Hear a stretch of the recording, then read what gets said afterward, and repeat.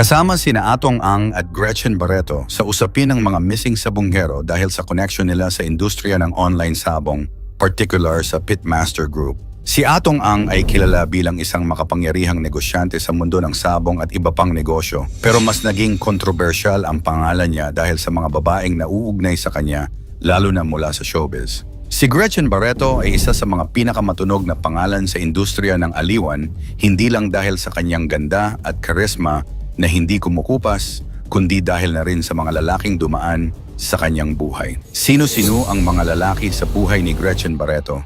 At sino-sino ang mga babaeng dumaan sa buhay ni Atong Ang? Yan ang ating aalamin.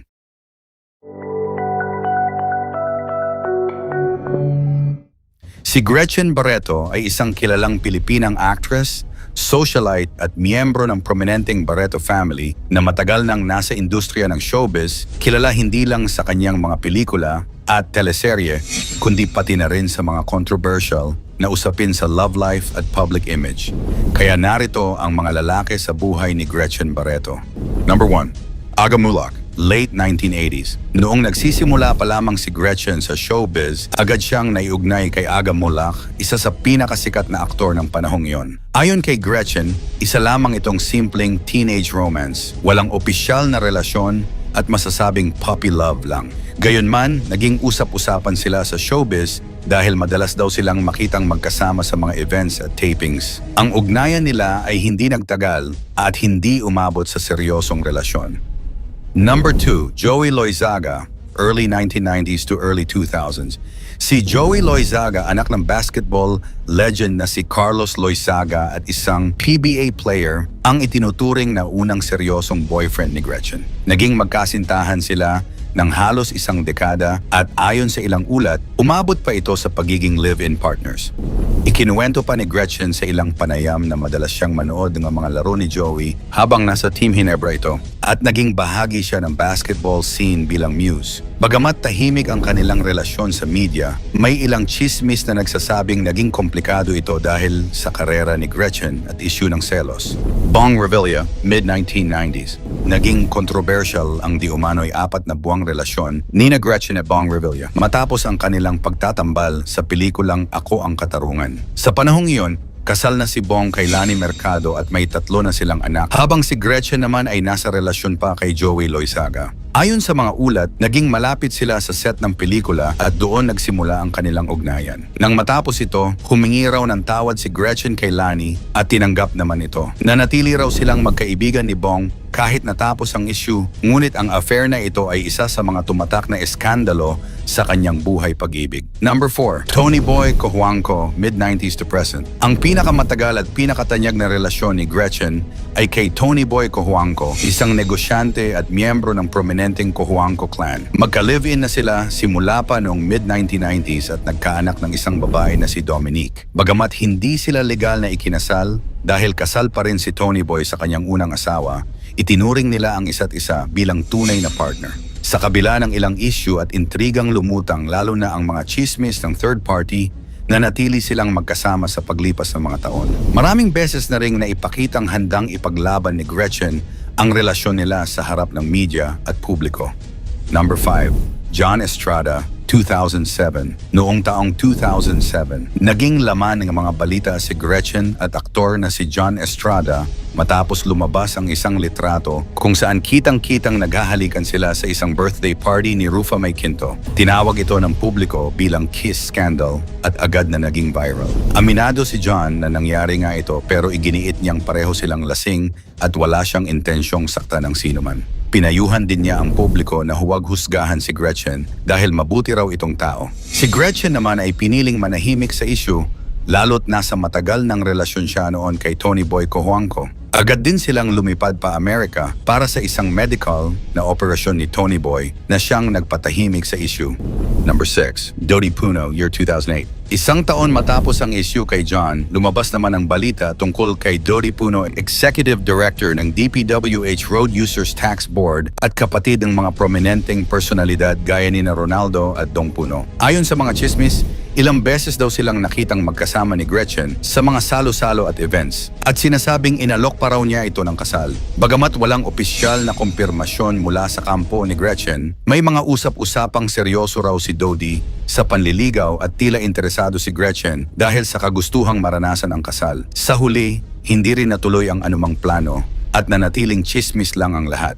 Number 7. Ricky Yabot, 2008. Ilang buwan lang ang lumipas, muling naging sentro ng intriga si Gretchen matapos makita siyang kahalikan si Ricky Yabot sa isang bar sa Makati. Si Ricky ay kapatid ni Denise Yabot, ang legal na asawa ni Tony Boy Cojuangco, kaya naging mas sensitibo ang issue.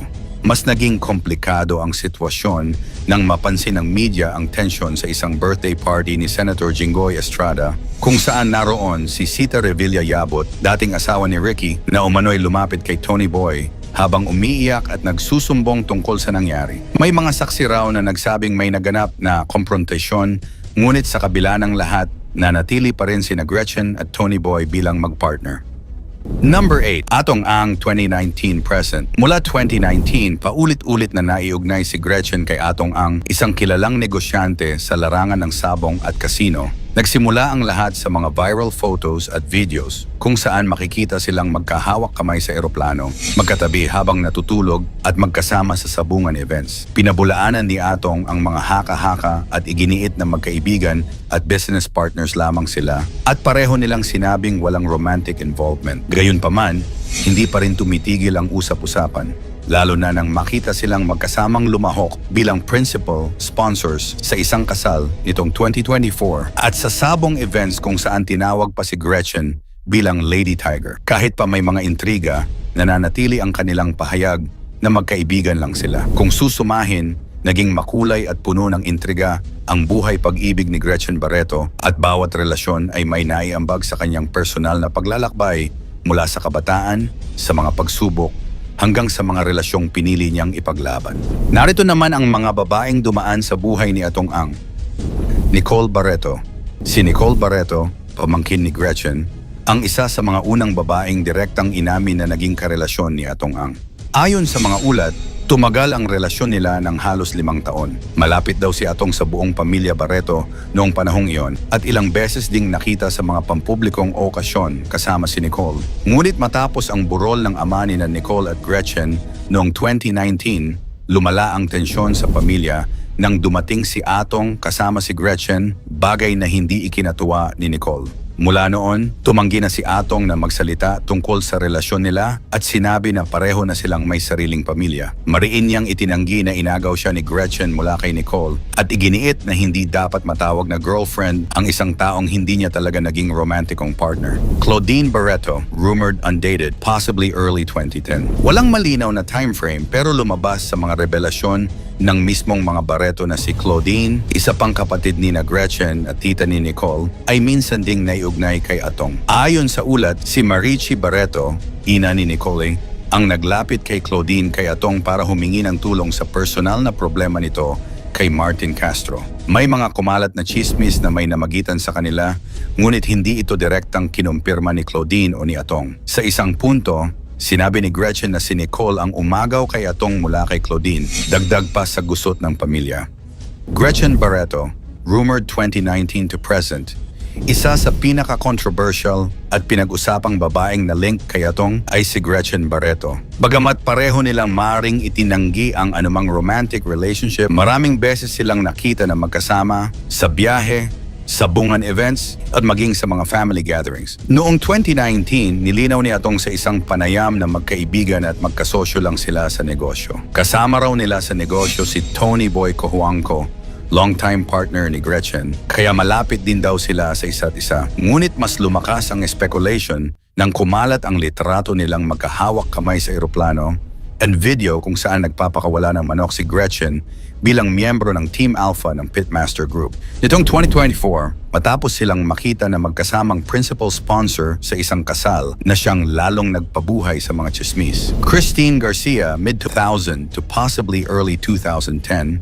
Si Christine Garcia, dating showbiz personality, At anak ng actress na si Vivian Lorraine ay nagsabing siya ay nagkaroon ng anak kay Atong Ang. Ayon kay Christine, nagsimula ang kanilang relasyon noong siya ay menor de edad pa at itinago ito sa publiko sa mahabang panahon.